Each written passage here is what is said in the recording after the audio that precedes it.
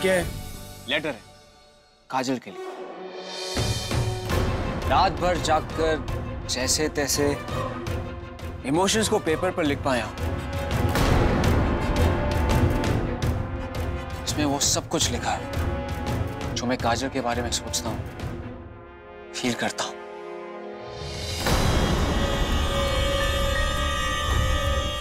भगवान तो धन्य है। फाइनली मेरे दोस्त ने पहली बार किसी को लव लेटर लिखा है। ये तो पढ़ना पड़ेगा। अबे तेरे लिए नहीं है, जिसके लिए है उसे ही पढ़ना है, और उस तक पहुंचाएगा तू। मैं दिल तो कर रहा है पढ़ लूं। अब चल ठीक है डन, नहीं पढ़ूंगा। मैं लेटर काजल तक पहुंचा दूंगा। ऑलराइट? चल अब तू जल्दी निकल, वरना सुबह सुबह मेरी माँ का मेरा फेस देखने का रिचुअल टूट सकता है। हाँ मैं चलता हूँ। Bye bye. हाँ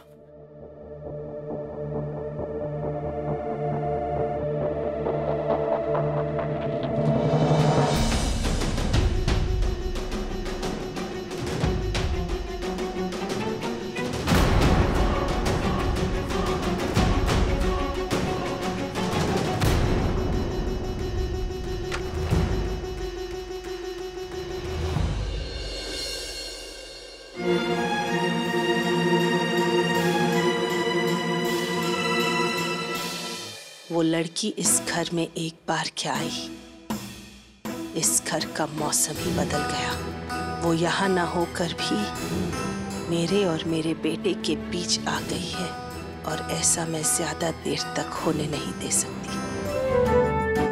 अशोक। अरे भाई मुंशी, ये कौन वक्त है घर आने का है? अरे बोलो, मुंडी क्यों झुका रहे हो? अच्छा ये बताओ, कल कहाँ थे?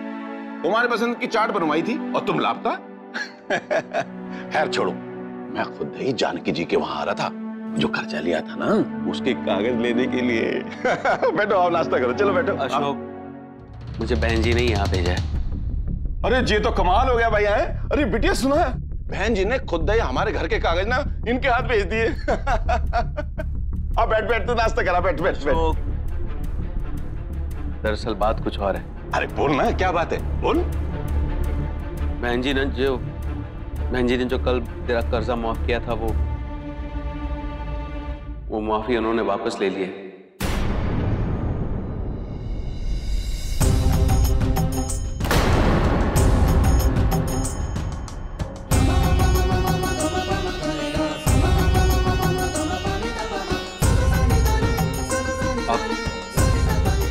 अब उन्होंने मुझे ये कहकर भेजा है कि तुझे सारा कर्जा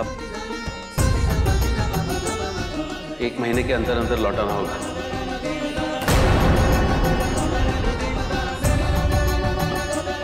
संजय भाई, उनको तो हमारे लड्डू पसंद आए थे ना?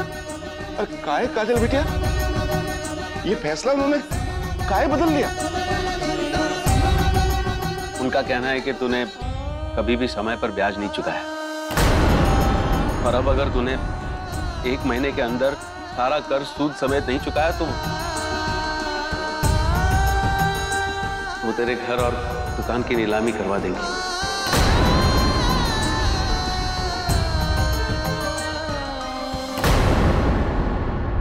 अक्षय, चल नाश्ता कर ले, तेरे लिए गरम गरम पराठे बनाए। माँ बहुत जल्दी, मैं बाद में करता हूँ। अरे तेरे नाश्ता करने से दुनिया रुकने वाली है, लेकिन खा के जा। बोल।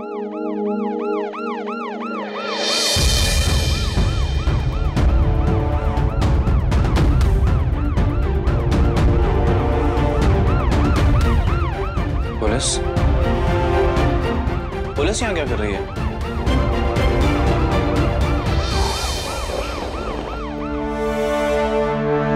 देहरादून से सुबह बच्चों का फोन आया था।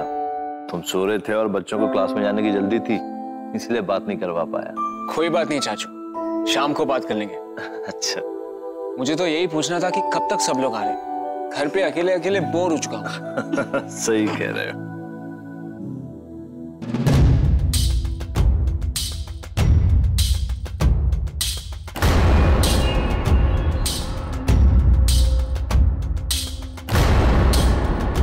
सुनिए जी, हाँ?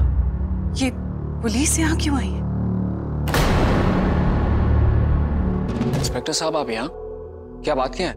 और आपको यहाँ किसने बुलाया? इन्हें मैंने बुलाया।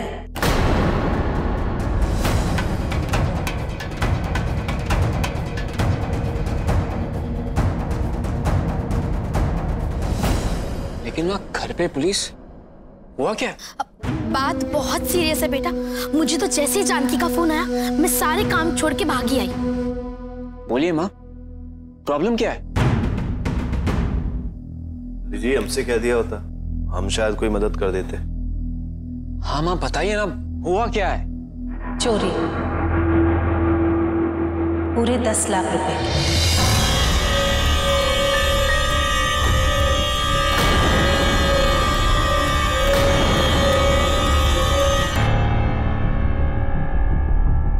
चोरी?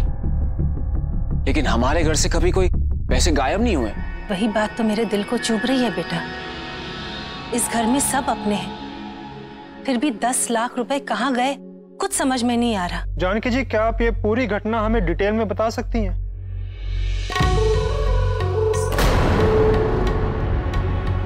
इंस्पेक्टर साहब, आप तो जानते ही हैं, सालों से मैं लोगों को ब्याज पे पैसे देने का व्यापार करती हूँ, और ये व्यापार हमेशा से मैं और भाई साहब संभालते आए हैं। ये भाई साहब कौन है?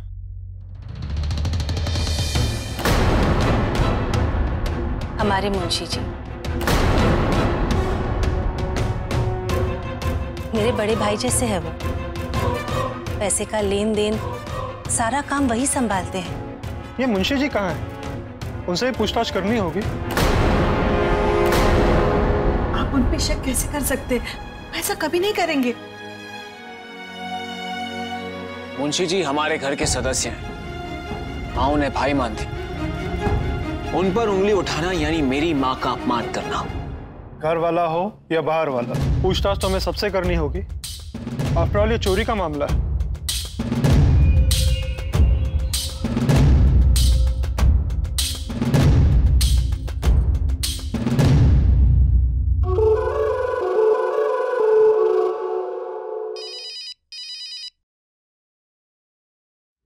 हेलो, हाँ,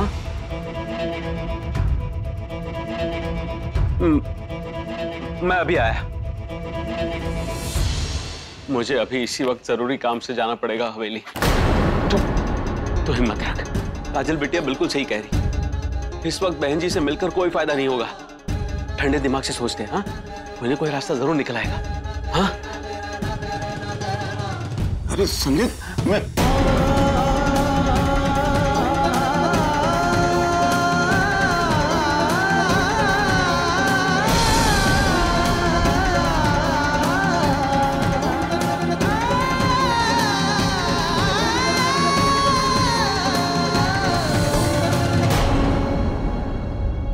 इंस्पेक्टर साहब, मामला चाहे चोरी का हो या कुछ और, पैसे कहीं मिसप्लेस हो गए एंड आई एम श्योर कि मिल जाएंगे।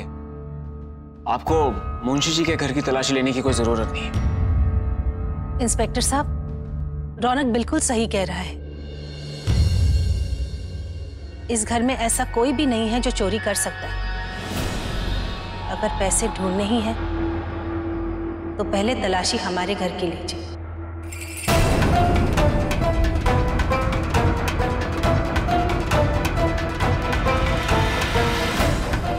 फिर बाकी सबकी।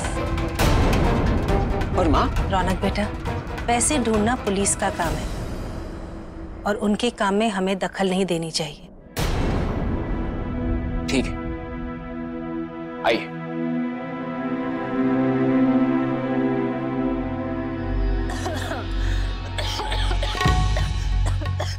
राधिका, जरा एक गिलास पानी तो लाना। जी लाई।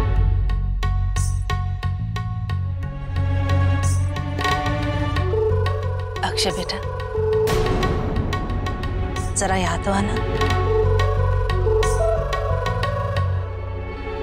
वो 10 लाख रुपए वाला बैग है ना, मैंने खुद आज सुबह तुम्हारे पापा के कमरे के अलमारी के पीछे रख दिया है।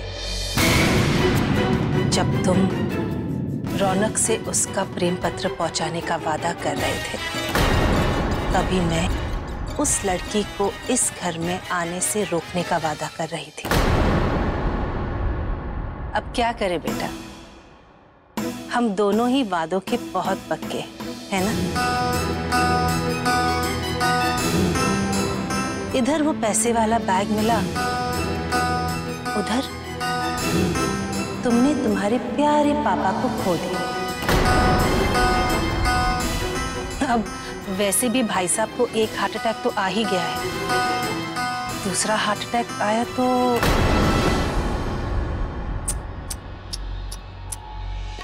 बेचारे भाई साहब अपने बेटे की दोस्ती निभाने के चक्कर में खुद ही बलि चढ़ जाएंगे।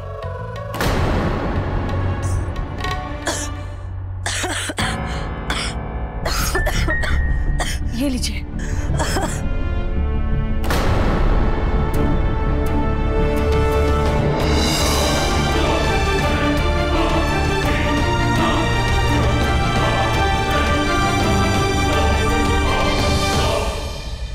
क्या हुआ इंस्पेक्टर साहब? जानकी जी, आपके पूरे घर में हमें कहीं भी 10 लाख रुपए से भरा हुआ बैग नहीं मिला।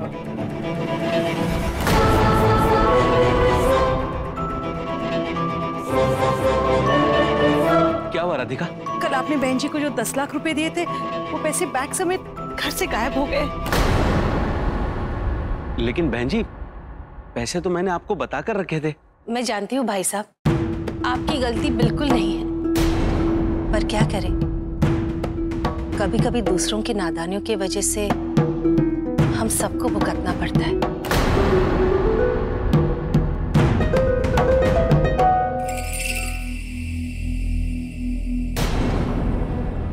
जानकी जी, क्या अब हम मुंशी जी के घर की तलाशी ले सकते हैं? जी जी जरूर।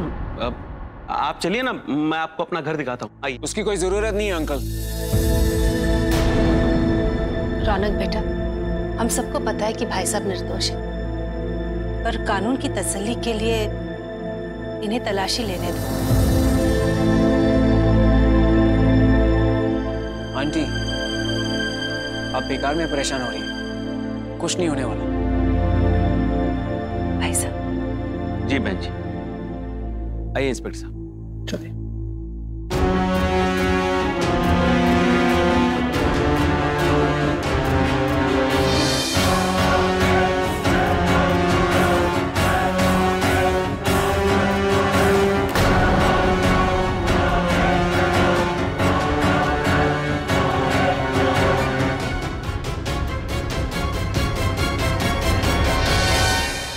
इंस्पेक्टर साहब, मैंने आज तक सड़क पे पाया 5 रुपया भी मंदिर में चढ़ा दिया। आप पूरी तसल्ली से तलाशी ले लीजिए।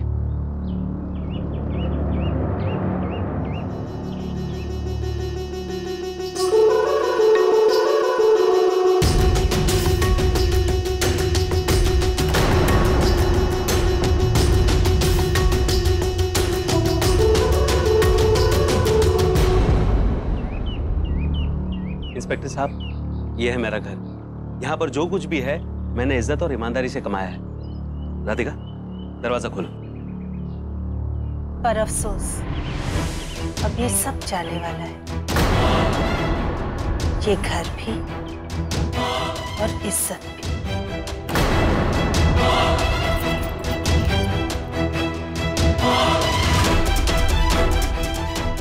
हाँ, याद आ।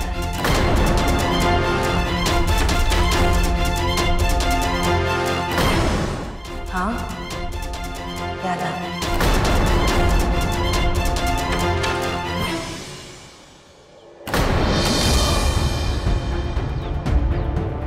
इधर वो पैसे वाला बैग मिला, उधर तुमने तुम्हारे प्यारे पापा को खो दिया। एक हार्ट अटैक तो आ ही चुका है, दूसरा हार्ट अटैक आया तो। एक मिनट इंस्पेक्टर साहब, अंदर मत जाइए, मुझे अभी कुछ याद आया है। आप सब चलिए मेरे साथ।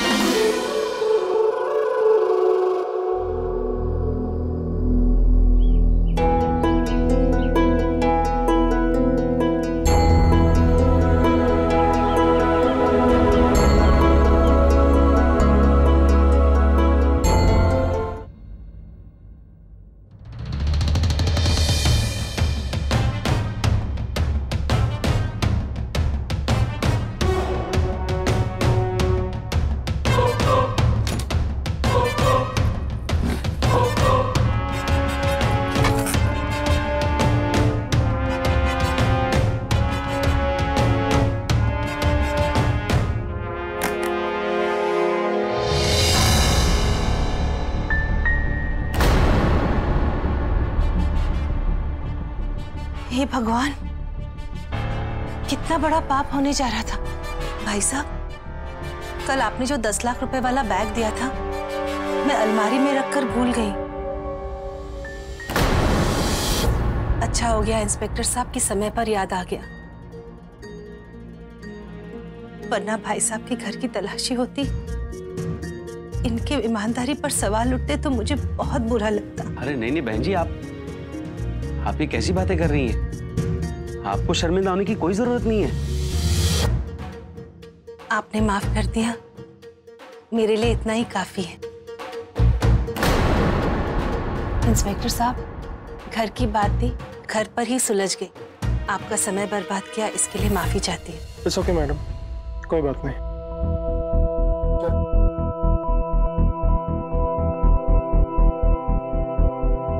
हे भगवान, पता नहीं मुझे क्या हो रहा है।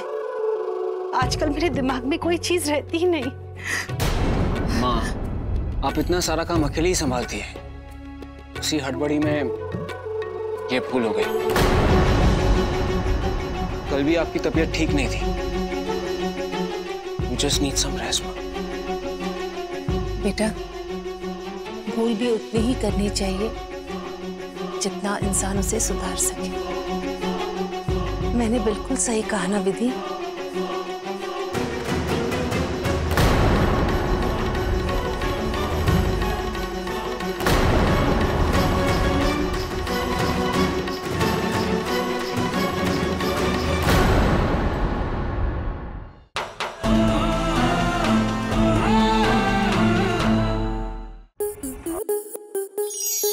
स्टार प्लस के YouTube पेज पर आने के लिए आपका धन्यवाद। अपने फेवरेट शोज देखने के लिए subscribe to star plus YouTube page and hit the bell icon.